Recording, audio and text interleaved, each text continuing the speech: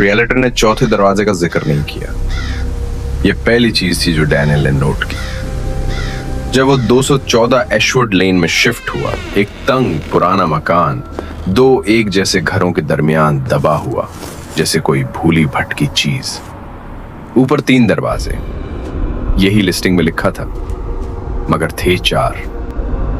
एक चौथा दरवाजा गलियारे के बिल्कुल आखिर में, बाकियों से छोटा, कोई दस्ता नहीं, दीवारों जैसे ऑफ वाइट रंग से पेंट किया हुआ, मगर किसी तरह मध्यम, जैसे वो रोशनी को मुनक्किस करने की बजाय जज्ब कर लेता हो। स्टोरेज है, पिछले मालिक ने बंद कर दिया था, कुछ खास नहीं। डैनियल ने यह मान लिया तकरीबन 6 घंटे तक। तभी दस्तक शुरू हुई, तेज नहीं, जल्दी में नहीं, बस सोची समझी। 3 आहिस्ता दस्तकें, फिर खामोशी।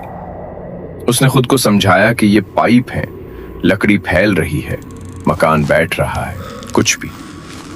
फिर वही हुआ दोबारा, 3 दस्तकें, इस बार ऊपर से, इस दरवाजे के पीछे से, और फिर एक आवाज, नर्म, तकरीबन शाइस्ता, दरवाजे के पीछे से आती हुई।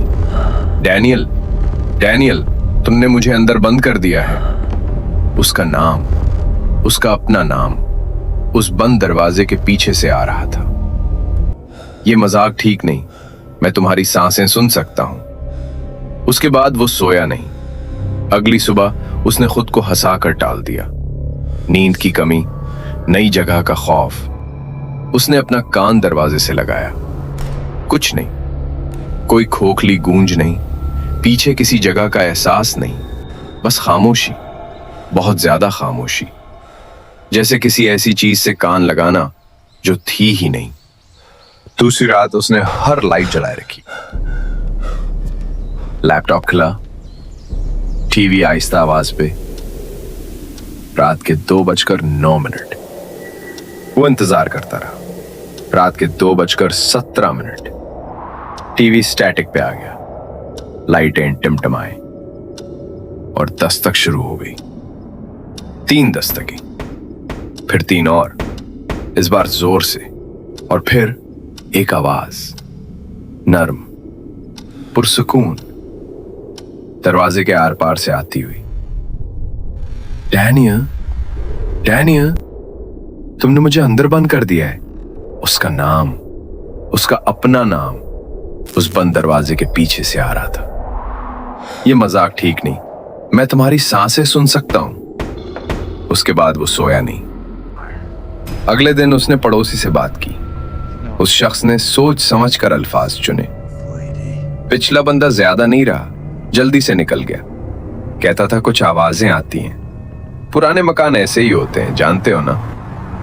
मगर जिस तरह उसकी नजर फिसली ऊपर वाली उस खिड़की की तरफ और ठहरी एक पुल को ज्यादा, वो कुछ और ही कहानी बयान कर रही थी। उस दोपहर डैनियल एक क्राउ बार ले आया। अगर उस दरवाजे के पीछे कुछ था, उसे जानना जरूरी था। गुरूब आफताब तक वो दोबारा गलियारे में खड़ा था, हाथ में क्राउ बार। ऊपर हुआ ठंडी लग रही थी, भारी। उसने क्राउ बार फ्रेम में लगाया, लकड़ी कराई, पैंट बारीक सफेद लकीरों में चटका। मत करो, वही आवाज फिर, अब साफ, करीब। उसे मत खोलो। क्यों? क्योंकि मैं अकेला नहीं। अब ये काफी होना चाहिए था, नहीं हुआ। उसने खींचा, लकड़ी चुटकी, पैंट टूटा और दरवाजा हिला। बस जरा तरार से कुछ हरकत हुई, बाहर की तरफ नहीं, अंदर की तरफ, जैसे जो कुछ भी पीछे था वो पीछे हट गया हो। इंतजार में पहले बू आई, सड़ांध, गीली मट्टी, कुछ धाती सा। वो मतली से भर गया, मगर खींचता रहा। दरवाजा खुल गया, अंधेरा गलियारे में बहने लगा। मामूल का अंधेरा नहीं, ये गहरा था। डैनियल ने अपनी टॉर्च अंदर डाली, रोशनी किसी दीवार तक न पहुंची, बस गायब हो गई। कोई है? तुमने खोल दिया। वो पलटा, कोई नहीं।